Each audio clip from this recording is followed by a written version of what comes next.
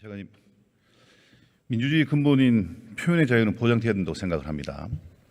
그러나 진실을 가리는 가짜뉴스 제작 유포는 근절돼야 된다고 생각합니다. 동의하십니까? 당연한 말씀입니다. 지금 허위 사실과 가짜뉴스로 김건희 여사의 특검이 주장되고 있다고 생각을 합니다. 앞서도 계속 지적이 됐습니다마는 수년간 문재인 정부의 검찰이 수사를 했었고 당시 추미애 장관이 수사팀을 꾸려서 대대적으로 나섰지만 혐의가 밝혀진 내용이 없습니다. 문제가 있었으면 수사가 진행되지 않았겠습니까? 네, 제가 아까 말씀드린 취지고요. 검찰이 현재 수사 중인 내용이기 때문에 제가 가정적인 판단을 하기는 어렵습니다. 장관님, 민주당에서 오는 10일 권오수 도이치모터스 회장 1심 판결 뒤에 특검을 추진해야 한다는 주장이 있습니다. 권오수 재판 결과하고 김건희 여사하고 상관관계가 있습니까?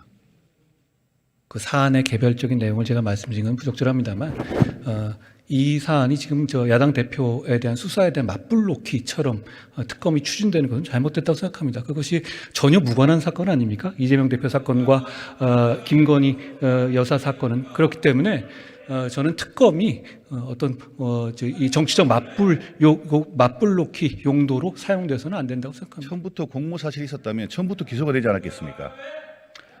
지난 정부에서 집중적으로 수사했던 부분이고요. 지금도 수사가 진행되고 있다는 말씀드리겠습니다. 예, 앞서 장동혁 의원님께서도 질문하셨습니다마는 예. 정청래 의원님께서 예? 정청래 의원님께서 범죄 일람표를 PPT를 띄웠지 않습니까? 300회 가량 김건희 여사님이 성함이 나왔다. 제가 잘 안 들려가지고요. 지금 말씀이 많으셔가지고 다시 한번 범죄 일람표에 예. 300회 가량 예. 김건희 여사님의 성함이 나왔다 이렇게 이야기를 했습니다. 그러면서 마치 엄청 관련이 있는 것처럼 이야기를 했습니다. 범죄 일람표에 거명된 사람 숫자가 몇 명쯤 됩니까? 계좌가 동원된 사람들이 숫자가 많았던 것 같고요. 제가 구체적으로 그 사안을 잘 파악은 안 하고 있는데요. 그게 상황이 그 상황이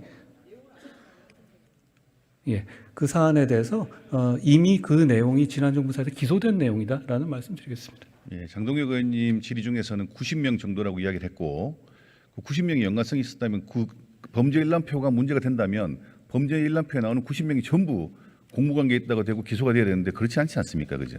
검찰이 공정하고 투명하게 수사해서 결정할 거라고 생각합니다. 범죄 일람표에 있다는 것만으로 연관성이 있다고 하는 것은 저는 어불성설이다. 제가 잘 못 들었습니다. 좀 시끄러워가지고 말씀 다시 한번.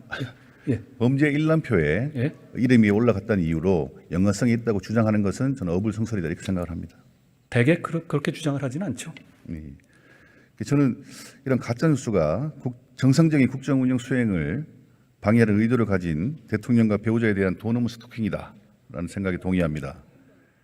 장관님께서 일명 술자리 괴담 가짜뉴스의 피해자이시지 않습니까? 예, 누구나 가짜뉴스의 피해를 잘 아실 텐데 법무부 차원에서 가짜뉴스 근절을 위한 대책을 따로 수립하신 게 있으신가요? 꼭 법무부 차원의 문제는 아니고 있는 시스템에 인용하면 될 문제인데요.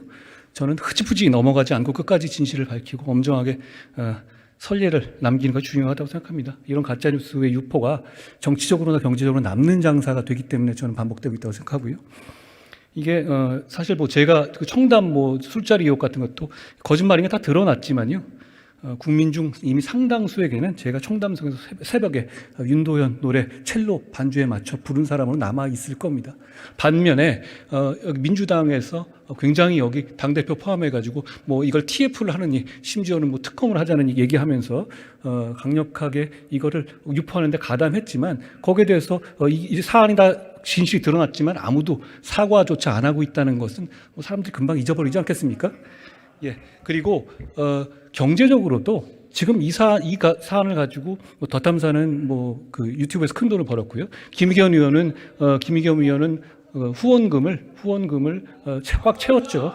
그렇기 때문에 진실이 아닌 것으로 드러나도 소기의 목적을 드러나게 하는 남는 장사가 되기 때문에 저는 이게 반복되는 거라고 생각하는 것이고요. 엄중한 법적 처벌의 선례가 만들어지는 것이 저는 이런 가짜뉴스의 문제를 근절하는 길이라고 생각합니다. 예, 가짜뉴스를 엄단하기 위해서 강하게 법 적용을 해야 된다고 생각을 합니다. 말씀하신 것처럼 경제적 이익까지 취하는 경우는 굉장히 안 좋은 문제 선례를 남기는 거지 않습니까? 예, 그렇습니다. 예. 장관님, 김성태 전 쌍방울 회장 관련해 좀 질문 드리겠습니다. 김 전 회장이 이렇게 얘기했습니다. 800만 달러를 북한에 불법 송금을 했는데 그중에 300만 달러가 이재명 대표의 방북 비용 제공 차원이라고 진술을 했습니다. 알고 계십니까? 뭐 진술 내용에 대해서 제가 말씀드릴 부분은 아니고 언론에 공개된 내용. 검찰이 공정하게 수사할 거라고 생각합니다. 김 전 회장의 진술이 사실이라면 이재명 대표에게 직접 뇌물 혐의와 형법 130조에 근거한 제3자 뇌물 제공죄를 적용할 수 있다는 이야기들이 있습니다. 지금 뭐 가정적인 그 상황에 대한 법률 적용을 말씀하시는 거니까 제가 말씀드린 거 적절하지 않습니다. 그리고 대북 송금은 유엔 안보리 대북 결의에 대한 명백한 위반이고 미국 정부의 독자 대북 제재 규정도 위반한 것이라고 합니다. 일반적으로 정부에 허가받지 않은 상태로 대북 송금하는 것은 위법 행위인 것은 분명합니다. 야당 대표가 언급되는 대북 불법 송금이 곧 우리 국가의 신인도 문제와도 직결된다고 생각을 합니다. 검찰이 공정하고 투명하게 수사할 것이라는 생각을 합니다. 그런데 이재명 대표는 검찰의 정당한 소환 조사 요구에 대선에서 패배했기 때문에 그 대가를 치르는 것이라고 말합니다. 법과 원칙에 따른 검찰 수사를 편향적이고 정치적인 수사를 폄훼하고 있습니다.